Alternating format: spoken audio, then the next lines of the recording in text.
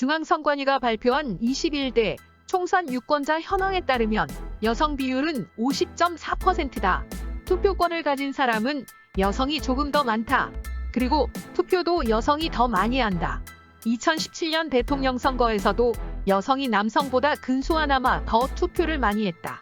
그러나 여성 국회의원이 적어 국민을 대표하지 못한다는 목소리가 나온다. 대의민주주의에 위배된다는 지적이다. 여성의 대학 진학률이 남성보다 높고 각종 시험에서 여성이 수석을 차지했다는 뉴스를 접한 지도 오래되었다. 법학전문대학원 협의회가 발표한 자료를 보면 2017년 여성의 로스쿨 진학률은 44.7%로 역대 최고치를 경신했다고 한다. 법조인 종류별 여성의 비율은 판사 28.9%, 검사 29.4%, 변호사 25.3%로 증가하고 있다. 2017년 의료 분야의 여성 비율은 의사 25.4%, 치과의사 27.0%, 한의사 21.0%, 약사 64.0%로 나타났다. 그리고 행정부 국가직 공무원 중 여성 비율은 2017년 처음으로 50%를 넘었다. 그러나 유독 정치권에서만 예외다. 한국 국회는 16대 국회에서 5.9%를 기록한 여성 의원 비율이 17대에서 13.0%, 18대에서 13.7%, 19대에서 15.7%, 20대 17.0%, 21대 19.0%를 기록했다. 여성 의원의 비율은 꾸준히 상승했지만 적은 숫자다. 여성의 정치 참여 지표 중 하나인 국회의원 여성 비율에서 한국은 전 세계 평균을 크게 밑돈다. 국제의회 연맹의 보고서에 따르면 2021년 1월 기준 한국 국회의 여성 의원 비율은 19%로 전 세계 평균 25%와 큰 차이를 보이며 순위로는 조사 대상 193개국 중 121위에 머물렀다. 여성 의원 비율이 가장 높은 국가는 르완다였고 쿠바 등이 뒤를 이었다.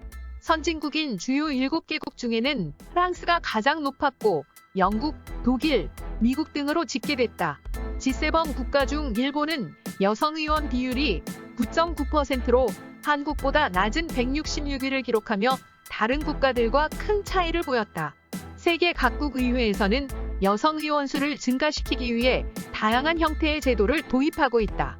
세계의회 연맹 자료를 기준으로 여성 의원 비율이 높은 상위 20개국 중 여성 의원 또는 여성 후보자 할당제는 쿠바와 핀란드를 제외한 모든 국가에서 도입하고 있다. OECD 회원국 35개국 중 29개국이 공직선거에서 여성 할당제를 실시하고 있으며 특히 1995년부터 2017년까지 여성 의원 비율이 15% 이상 증가한 13개 국가 모두 할당제를 도입하고 있는 것으로 나타났다.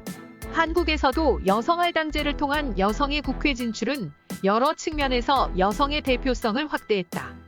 하지만 이에 대한 찬반 논란이 여전하다. 찬성론자들은 실질적 양성평등을 위하여 필요하며 여성들이 스스로 진입하기 어려운 현재의 정치 상황에서 여성의 정치 참여 확대를 위한 필수적인 제도로 인식하고 있다. 반대로 반대론자들은 기회균등이라는 민주주의 원칙과 충돌하며 유권자들의 선택을 제약하고 오히려 여성의 경쟁력을 약화시킨다고 한다. 한국은 15대까지 한 자릿수에 불과하던 여성 의원 숫자가 2000년 16대 총선부터 두 자리 숫자로 늘었다. 비례대표 여성 30% 할당제를 도입했기 때문이다.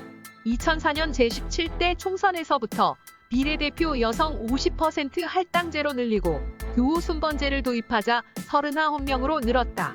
그 뒤 지역구 당선자가 많아지면서 여성 의원 숫자는 점점 늘고 있다. 20대 국회에서는 지역구 당선자가 비례대표 당선자보다 더 많아졌다. 그리고 광역의회와 기초의회 비례대표도 여성 50% 할당제가 의무화되었다. 이러한 결과 여성의 지방의회 진출은 매우 증가하였으며 국회에서도 여성의 비율은 증가하였다. 그러나 전체 의석 중 80% 이상을 차지하는 지역구 의석을 보면 여성 의원의 비율은 매우 낮다. 21대 총선에서 지역구로 선출된 여성 의원은 29명뿐이다. 지역구 공천을 통해 여성 의원을 늘릴 수밖에 없다는 평가가 나오는 이유다. 하지만 지역구는 유권자들이 뽑아주지 않으면 소용이 없다. 공직선거법 제47조 사항은 각 정당이 전국 지역구 총수의 30% 이상을 여성으로 공천하도록 노력하여야 한다고 되어 있다. 강제력이 없는 권고 조항이다. 각 정당이 지역구의 여성을 공천하지 않으려는 이유는 지역구에서 여성의 당선 가능성이 작다는 것이다. 공천하지 않으니 당선이 안 되고 당선이 안 될 것 같으니 공천을 하지 않는 악순환에 빠져 있는 것이다. 결론적으로 여성 정치인의 비율은 여전히 낮고 그만큼 현실 정치권의 유리천장은 높고 단단해 보인다. 의원 선거가 4년마다 치러지는 것을 고려하여 여성 의원이 추세대로 최대 2%포인트씩 늘어난다고 가정해도 66년 후인 2086년 총선이 돼야 성비 균형이 맞춰진다. 여성의 사회적 경제적 성취를 반영해 변화를 요구하는 목소리가 커졌다지만 정치 영역에서 여성의 대표성은 여전히 제자리 걸음이다.